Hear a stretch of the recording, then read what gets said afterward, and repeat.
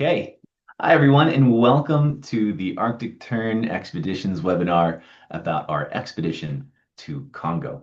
We're really excited to share some information with you today about Congo and the trips that we offer there. Guy is our trip designer, expert, a fellow owner of Arctic Tern Expeditions, and this is something that we feel really passionate about sharing with you because it's such an amazing place and such an amazing experience.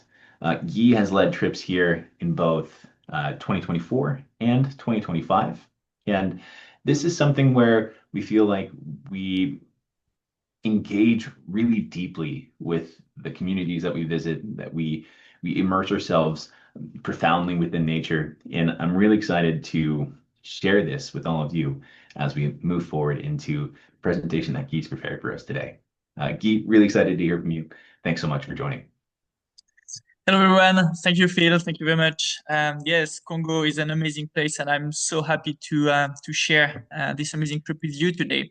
Without any further ado, I'm going to try to share my screen. There we go. Maybe not.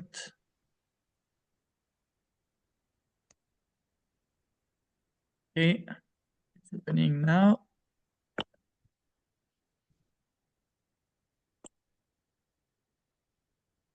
So, as Phil was saying, with the Arctic 10 expedition, we have designing a trip to the Republic of Congo. It's a trip that is meant to be meaningful, immersive, and exclusive. This presentation will aim at introducing you to the Congo because most of you might not know what is Congo and where is Congo. We will describe our expedition to the Congo following our two main objectives that we try to follow with Arctic expedition, which are cultural immersion and animal conservation. And then we'll go through technical details of accommodation, basic equipment needed, and then we'll answer any question if you have some. So, introduction to the Republic of the Congo. When I speak about Congo, when Phil speaks about Congo, quite often the reaction we have is this one. Like, what? Congo? Is it safe? Where is this country? I thought there were a civil war over there. You can't be talking about Democratic Republic of Congo. But as you may know or may not know, there are two Congos actually in Africa. There is the former French Congo, which is the Congo Brazzaville, and the former Belgium Congo, which is the Congo Kinshasa, which is the Democratic Republic of Congo, which is in a war and that is not so suitable to visit. But the Republic of Congo or Congo Brazzaville is a very stable country. It's a republic. And even though the two countries are very next to each other and only separated by the Congo River, they are very, very different. There's about 60 different ethnic groups living together in the Republic of Congo, and the most numerous being the Congos, the Tekes, the Mbochis, and the Sangas. And it's a country where we still speak French as a national language, as well as Kikongo, Kituba, and Lingala. It is a country that is fascinating because 65% of it is covered by equatorial forest. So as you can imagine, it is very rich in nature, in wildlife, and the landscape is just outstanding. And the two main cities that are Brazzaville and Pointe-Noire are very dynamic, and there's a strong Congolese culture that is yet to be discovered by you. So you could wonder why Congo of all countries on the planet. I've been there the three last years already. I went there for the first time in 2023, and I was really amazed by the people over there. Super welcoming, happy to share the culture, always happy to talk about them, talk with you, share with you. So I was quite touched by that. And on top of that, as I was saying, the nature is really mind-blowing. There's a lot of organization over there. We're working relentless to protect elephants, chimpanzees, gorillas, and I thought it was worth organizing a trip to go there and support those organizations. And then lastly, but not the least, we have very strong contacts over there. Here on the picture, you see Prince. Prince is my good friend. He's a soul brother now, and he's very engaged in Arctic 10 expedition trip in Congo, and he makes sure that everything goes super smoothly. And because of these very strong contacts, we felt safe putting a trip together and get people from overseas to this country. So that's why Congo. So now the trip that we design, there are different objectives here. The first one will be immersing ourselves deep into Congolese culture. So we want to make sure that we create an environment where you get an ultimate experience with Congolese culture. On top of that, we will try to support chimpanzees and gorilla conservation projects by getting to know those projects and getting there and supporting them. And then, as we'll be in Congo, we will understand the magic of the Congo River and how this river is bringing life to a whole country and a whole region, all the Western Africa. And at the end, we will explore the beauty of the rainforest and meet amazing wildlife there. So, your expedition to the Congo starts with a cultural immersion.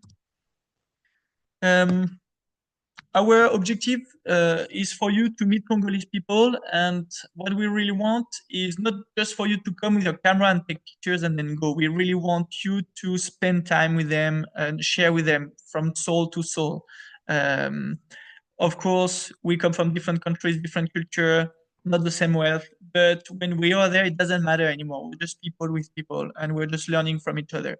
And the trip we did last year went beyond expectations. It was amazing. The guests were so well welcomed in the villages. They did so many things that we didn't even expect. They just went on tours on their own with the locals, and it was just great. The interaction was superb. And so we will try to immerse you in this culture in the big cities, in Pointe-Noire and Brazzaville, which are, of course, a different aspect of the culture. And then in 3 different villages, which will be a forest village, a bush village, and a fishing village. So in Brazzaville and Pointe-Noire, those are 2 very different cities, as Pointe-Noire is by the Atlantic Ocean on the coast, so with another opening to the world and also another story, because all the slavery from Western Africa was passing through Pointe-Noire on the Atlantic coast.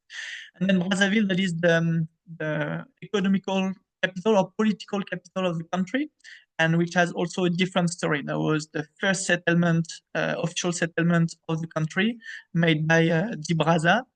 And so through those 2 big cities, we will learn more about the history of the country and about the people who made the country. But we'll also get to see museum, enjoy architectures, art, food, and other specific cultural highlights that you only find in big cities. And one of those things that I want to highlight and that we are very happy we put together is that in Brazzaville, not only do we go to see sappers, we actually get to talk with them, understand the sapper ways, and dance with them. If you don't know what are sappers, sappers is a way of life in Congo. It's people who spend their time trying to find clothes and doing some exhibition. There's an official national competition to elect the best sapper. Actually, on the picture is the one with the trousers, the stripes, is the 2024 winner of the Congo competition. So it's amazing to see those guys understand their way of life and dance with them. And then in Pointe Noire, we've organized kind of a hands-on hand carving mask session with local artists who are very happy to teach you how to carve masks. And then you do your own mask, and at the end of the afternoon, you just go home with your mask that you made yourself. And this was an amazing experience for all of them. So yeah, that would be the big highlights for those 2 cities. And then the 3 villages where we go to, I won't talk in too much details about them because it's a full experience that you need to live. But Bilala is close to the Mayombe forest, so the people you see there, they live from the forest. They hunt, they harvest from the trees. And in Mangenge, we are on a village that is by the river. So it's all about fishing. People go fishing at night, they arrive early in the morning. There's a full market happening, people coming from very far to buy the fish. And then finally, we go to Engabe. That is also by the Congo River, but the atmosphere is very different. We are more into a bush village. They harvest manioc from the fields, and the atmosphere is very different. So from the three villages, we will see three different ways of living, whether you live from the forest, from the river, or from the fields. And we will offer you the opportunity to immerse yourself in this way of life. You can always say no, of course, but you'll be invited in Bilala, for example, to go harvest palm nuts from palm trees and then make palm oil or even palm wine, and you will be able to taste the wine. You will be also offered the opportunity to try some food from the forest, so maybe some wild pig, maybe some snakes, depending on what people have hunted before you came. In Mengengenge, we'll try to arrive very early in the morning to assist to this fish market in the morning. You have to imagine that all the merchants are coming from Brazzaville in Pirogi. It's a 1 hour drive. They all get around 7 a.m. to try to get the best fish that has just been cooked during the night. And it's very lively and bubbly. Everybody's trying to get the best fish, and we'll try to be there to see that. We also try to buy fish from this market, and then the people from the village will cook fish with you, and you will see how the fish is cooked in different ways, and we will share a big meal all together. So that's quite a nice experience. And then in Engabe, you'll go, I don't know if you've heard about manioc. Manioc is one of the main food source in Western Africa and even more a bit further north. And it comes from the cassava roots. So you'll go harvest cassava roots in the fields. You will prepare manioc the way it's traditionally made. You will understand all the steps to make manioc. In Engabe, there's also the queen of the Teke people, the queen Engalifuru. You will go to see her and pay her respect. You will give her a blessing. You will get to dance a traditional kebe kebe. You will have the opportunity to go to church with people. You have the opportunity to do racing on pirogues on the Congo rivers. It's quite amazing actually. I can't wait to go again. And if we want to just select three different highlights, honestly, harvesting cassava and preparing manioc in Ngabe is amazing. The palm nuts wine is something you need to try once in your life. And then fishing with the fishermen on the Congo River, getting the nets back on the beach and trying to get some fish, hopefully a bit bigger than the one we got last year, is also super interesting. Special things I'd like to say about this experience in the villages that we organize. It's places where we feel comfortable going because we have strong contacts in those villages. They are expecting us. They're happy to welcome us. We are not disturbing them. It's not. We're not going to the zoo. They know what we want. They know exactly what we try to implement there. And last year it was just amazing. The welcome we had, the meal we shared all together. It was really moving. I was crying, to be honest. And then there are various activities that we have planned with the chief of the village, things that people can do or happy to do.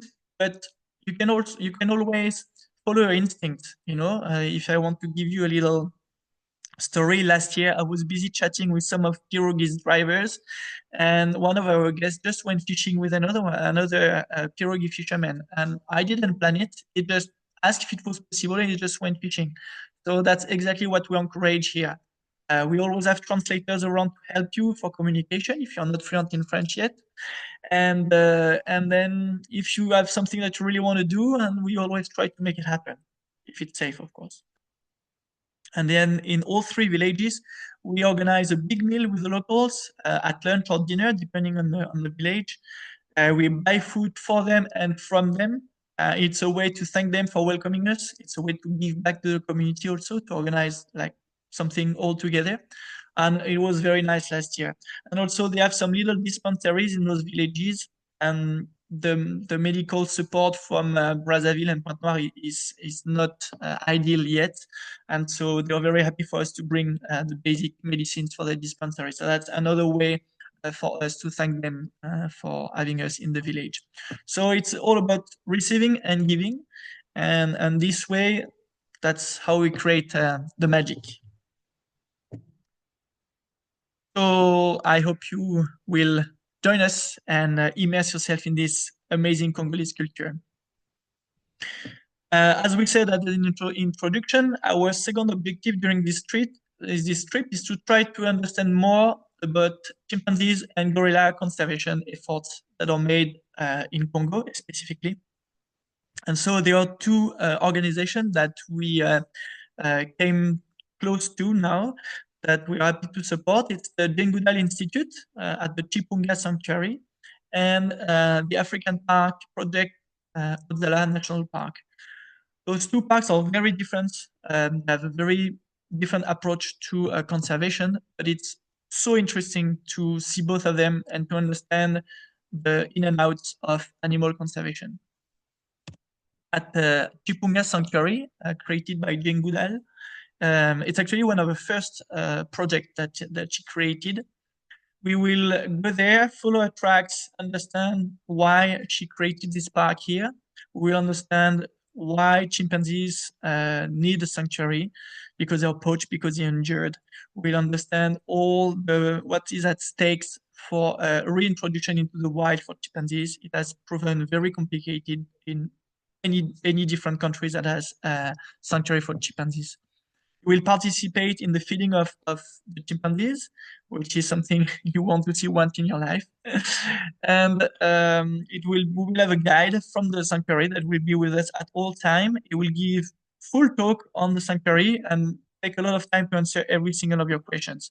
It's an amazing place. What they do here is really good, and they have been working with scientists from decades now.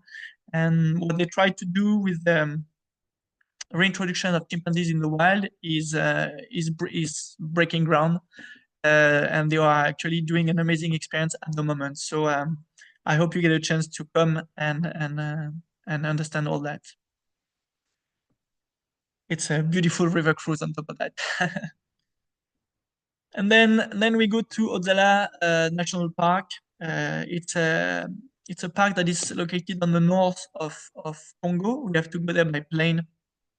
It's just there's no words to describe Odzala. It's an amazing place. There's 13,000 kilometers square of reserve. Nature is protected there by African parks.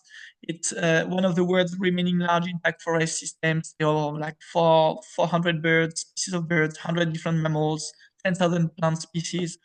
It's just so rich. When you walk in the jungle over there, when you walk in the forest in the morning to go see gorillas, you just hear all the life in those forests, all the insects, all the birds waking up in the morning, all the trees, all the leaves. It's just fantastic. It's an amazing place. Very rich in great apes and monkeys. A lot of birds, as we said, that you can witness. Sometimes they pass very quickly. Sometimes you just hear them in the distance, and sometimes you're lucky you got it just in front of you, perfect for the picture. That's what nature is, right? Unpredictable. And so this park is running a very interesting project around lowland gorillas conservation. They actually also made some very good groundbreaking in understanding more how lowland gorillas are living. And we will get a chance to talk to the scientists over there. They will take one full evening to talk to you about their work and answer all your questions about what's at stake with gorilla conservation. I don't know if you know the difference between western lowland gorillas and mountain gorillas, for example, that are a bit more famous. But lowland gorillas live in a very vast area. They are very mobile, and they don't have a small territory just like mountain gorillas. So it's very hard to spot them. And as they are in lowland, they are closer to humans, which make them an easy target for poaching, but also an easy target for disease. The Ebola virus, for example, or even the COVID had, unfortunately, a deep impact on lowland gorillas population. And so in places like Odzala, they understand the importance to preserve gorillas, to protect them from humans. But at the same time, they understand that tourism is a big and education is a big part of conservation for gorillas. So if you come to Odzala, you get a chance to wake up early in the morning and try to see them in the forest. Unlike mountain gorillas, lowland gorillas climb in trees because they eat a lot of fruits from there. They also dig the ground to get some roots, to get some minerals from the roots. That's very specific behaviors that you don't see in mountain gorillas population. And as the area of living is so wide, it's very hard to spot them. It's very hard to see lowland gorillas actually in the wild. That's why everybody's going to Uganda and Rwanda because the mountain gorillas live in the mountains and not so many places where they live, so it's easier to find them. But in Odzala, they have three different families, and they have trackers who go every single days to keep tracks with the different families of gorillas, whether they are guests or not at the park. The trackers go every single morning and every single evening to follow the gorilla movement, so that when guests are coming, they know where are the families, they know where they spend the night, and they know where to go in the morning to almost make sure you will see them. Of course, it's always almost. Um, Odzala is only accessible by private plane. As I was saying, they have built three lodges that are in different places of the park. One of them is deep into the forest. One of them is on the bay, which is kind of a river with a lot of minerals. So you got a lot of elephants, buffaloes, hippopotamus going right in front of the lodge to get minerals from the water. And it's just you wake up in the morning from your bed and you see elephants in front of you. They are just completely wild, but they're just getting the minerals, and they build the lodge just next to the pond where they are coming. So it's fantastic. And it's a very very conservative park. It's not wild tourism, so they only take 12 people at a time in the park. So when we go there, we are the only one. There's no other guest in the park. So everyone is dedicated to your experience, which make it very very very exclusive. The activities they offer are a la carte, nothing is mandatory. It ranges from 4x4 drive, morning walk, evening walk. You can go kayaking on the river. If you don't like kayaking, they have a boat. So they have different activities. Every evening, the rangers come with us and they talk about the next day. They offer us our options, and then we decide what we want to do. In the package, what we include is one lowland gorilla tracking in the morning, and then a bird watching morning, and then 4x4 kayaks and everything. If you want to have more than one gorilla tracking, it is possible. We just need to book it in advance. It comes with an extra fee. And one of our guests from the previous trip said that uh, this experience in Odzala itself is worth every single penny we spend on the trip. Just so you know.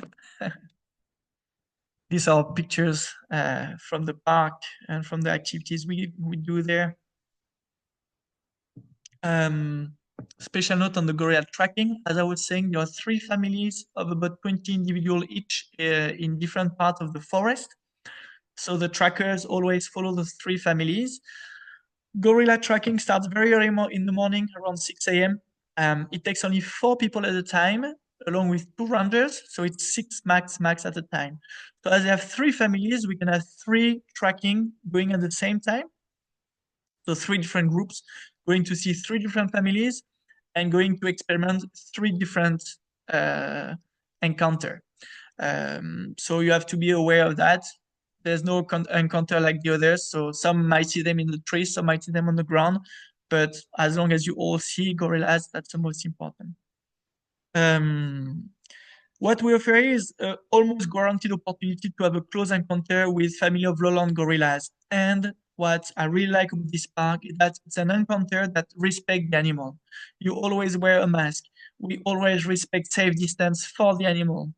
And if the tracker is telling you that today is not a good day, he will not hesitate to turn back. He is dedicated to the gorilla's well-being, and your experience comes second in his priority. And that's what we want to highlight. That's the kind of tourism we want to support with Arctic Turn Expedition, because we are here for the animals in his territory, in his garden. And if he doesn't want us, then we just turn back, and that's the way it is. As I was saying, only one tracking is included. and there's an opportunity to have a second one for $750 per person. Now that we've talked about the highlight of the trip, cultural immersion and animal conservation, let's talk about logistics and accommodation. Here on this picture, you can see one of the lodges at Odzala. That's the one from which we leave to go see gorilla tracking. As you can see, you are deep into the forest.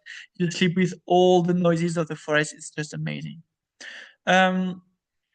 The transportation we have secured for this trip are private 4x4 with private drivers. We never put more than 3 guests per car, or sometimes 5 if it's a bigger car, but you all get the window. No one is sitting on the middle seat. We'll have different boat rides, all private, all with private driver, and all with partners that I've personally met and personally shook hands with and that I trust. We're gonna have a private transfer plane from Odzala to Brazzaville, from Brazzaville to Odzala with their own plane. We'll have an inner flight from Pointe Noire to Brazzaville with a public company. And then every single transfers from the airport to the hotels or from the hotels to the airport will be taken care of by the hotels themselves, by their own minivan. So all the transportation is sorted out and is really safe. Regarding food, every meal that you will have will include drinks and the food. You will always have the opportunity to have more drinks, but that will be at your own cost. In Pointe Noire, Brazzaville, and Odzala, you will have some meal options that will be mainly in restaurants. But when we'll be in the villages, it's going to be a bit more restricted to what people have prepared for us. So if you have very specific food diet, it's good if you bring a little bit on the side. But on the other hand, Prince is really good at just cooking for you whatever you want. Last year, he was always in the kitchen, even in the restaurants, just cook for guests who had specific food diets. So don't trouble yourself too much. But if you have very specific things you want to eat and you need to eat, just bring them along with you. What you will eat a lot in Congo will be rice, manioc, fried bananas, a lot of spinach leaves, chicken, fish, and then other things, of course. But you will eat a lot of that, but cooked in many different ways, meaning that you don't even realize that you're eating the same thing again. That's the beauty of a diverse culinary culture.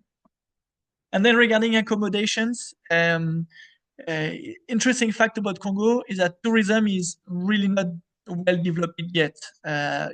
It's not a thing. You don't find many tourists in Congo, and therefore the infrastructure is not there yet. So you either have very nice luxury hotels for political people, or you have a very basic hotel. So we've succeeded to find hotels that are not too expensive and decent, and we always secure for you a private bathroom, a shed or a single room options, air conditioning, mosquito net, and a bottle of water.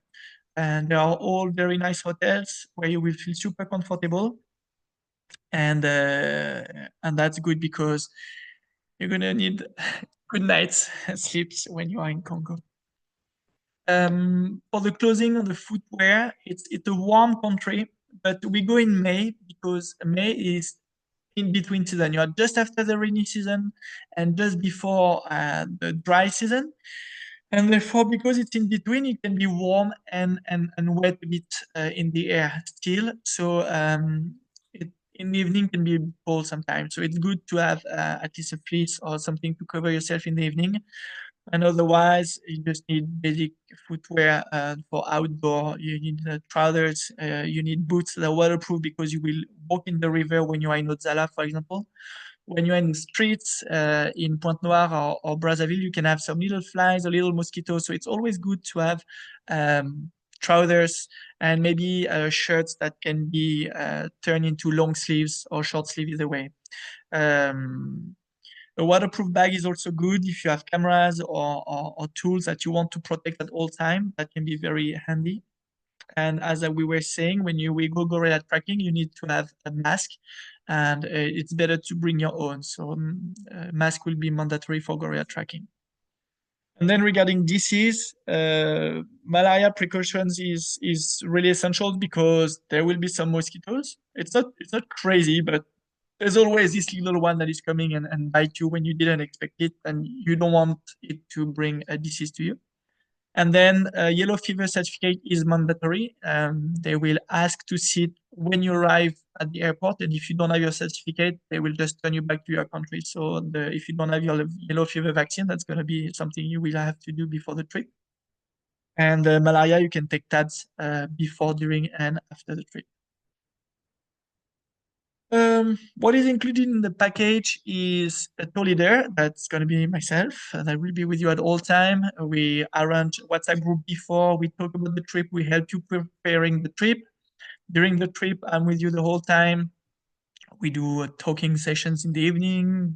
I always want to have your feedback to see how you like the day, what you like the most, what you dislike the most.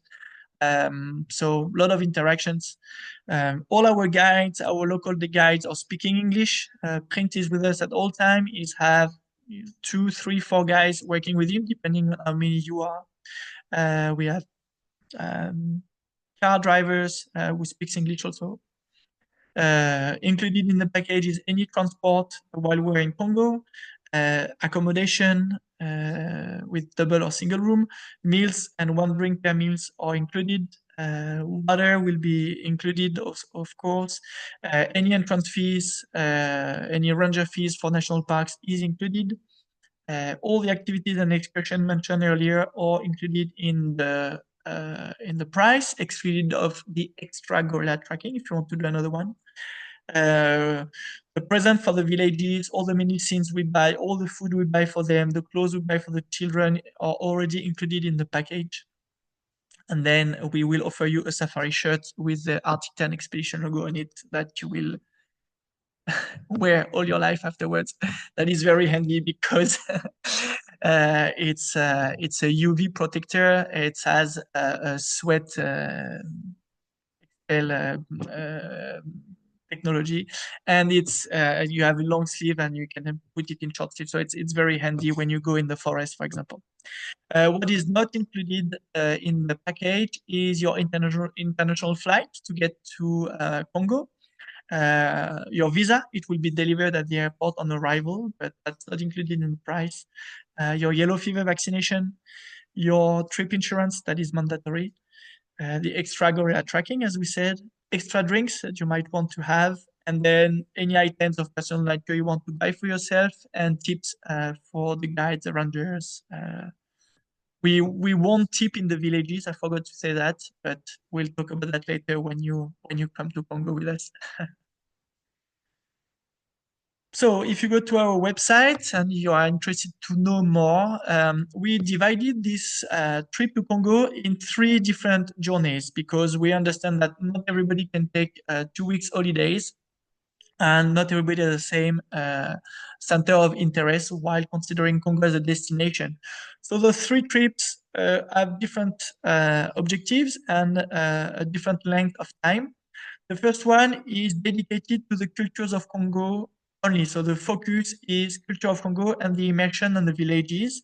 It's a 10-day trip. So you will go to Pointe Noire, to Brazzaville, Bilala, Mangengenge, Ngabe, and you will visit the Chipunga Sanctuary from the Djengudal Institute. And that would be 10 days. So you will land in Pointe Noire and you will leave from Brazzaville and you won't go to Odzala. The next trip is the ultimate Congo. So that's the everything trip. That's the trip you want to do where you get the full experience of Congo. So you will do everything we just talked about from Pointe Noire to Odzala. And it's a very extended trip and an amazing one, I must say. And then we got the Congo highlight. That's the 3rd trip. So on this trip, you won't get the Pointe Noire area experience. So you won't get to Pointe Noire, you won't get to Bilala, and you won't get to Chiponga, that are all in the south of the country. Instead, you will land directly in Brazzaville. And from there, you will go to Mangengenge, to Ngabe, and then to Odzala. So 3 different experiences with different objectives, but in order to suit you. So basically how it works, I will do the 13 days. So I will be there from Pointe Noire to Odzala. and people will come and go according to which trip they've booked. So they either join us directly in Brazzaville if they didn't want to do the Pointe Noire part, and maybe they will leave from Brazzaville if they don't want to go to Ozala. So I hope this is clear enough. The price are, of course, very different, as you will see on our website, according to the three different trips. The 3 days in Odala are quite expensive. It is an amazing experience, Odala. The lodges are highly luxury, and the work they do here to conserve animal is top rank, but it comes with a price. So those 3 days only cost $7,400, so $7,400 only for Odzala. That's why the whole trip is a bit pricey, but the experience you get from that is just there's no money that can explain the experience. So on that note, I will leave it to you to consider coming with us to Congo. This is a trip like no others. There's no trip like that that exists today in Congo. This is a trip that really offer you um, very complete experience and of the country.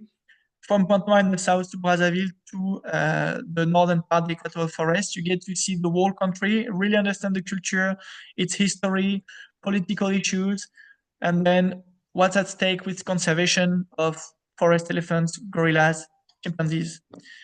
And I hope you join us, and I hope you enjoy Congo as much as I do. Thank you very much for listening. Thank you so much. I really love the presentation. The photos are amazing, and just the excitement for the experience is really evident in the way you talk about this.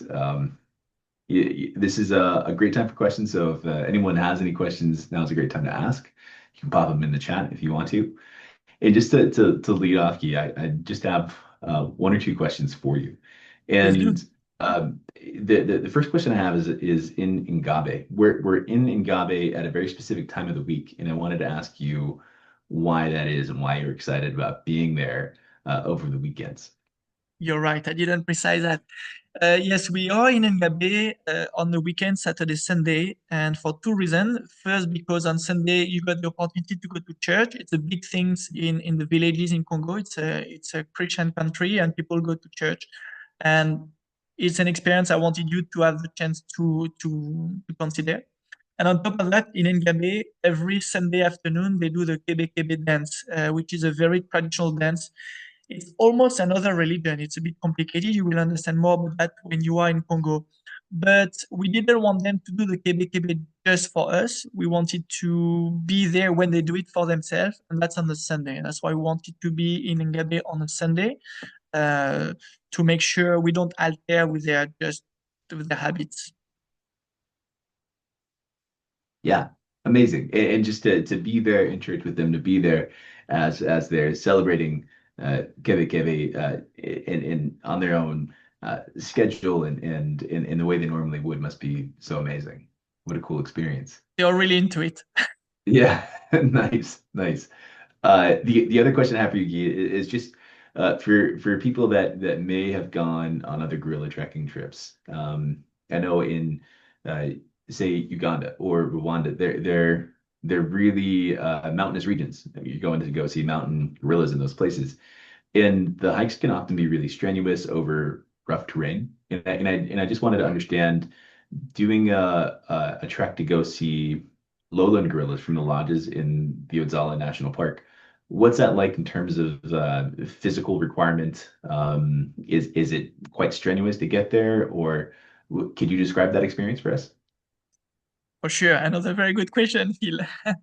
Yes, it is very different from mountain gorillas, as you said, because we are in the forest. It's rather flat. And because the trackers are going there every single day, they make little pathways in the forest. So it's not too hard to walk there. The only thing is that you never know for sure where the gorilla is going to be. And sometimes you can walk 1 or 2 hours in the forest before you see the gorillas. So even though the walk is not so hard, the distance to cover can be can be um, can be quite something. Uh, so you never know. Last year when we went there, we did two gorilla tracking. On the first morning, I had to walk an hour and a half to see the gorillas. On the second morning, I walked 15 minutes to see the gorillas. So it's very different. But it's a flat terrain. You have to climb over trees that are on the ground sometimes, but we take our time. There's no rush anyway because you don't want to create noise or anything. So I would say it's quite accessible. It's quite accessible, but you need to be able to walk 1 or 2 hours. Yeah, and the photos of the forest you're walking through as well. It seems like it's old growth rainforest and there's massive trees and you know you're under these big canopies of leaves and it just seems like such an incredible way to go. I remember the morning that I woke up to all of the messages from you guys after you'd finished your first gorilla trek, and it was all and the energy that came through was like was palpable. Yeah, It was really something, and the group was so excited and so happy with it. It was very cool to see, even from my perspective, in my little office here. Uh, yeah, yeah, it's unbelievable because you wake up so early at 5 a.m. It's still nighttime, right? You have a quick drink, you can eat a little something if you're hungry, then you get either on a car to go somewhere or you walk straight from the lodge.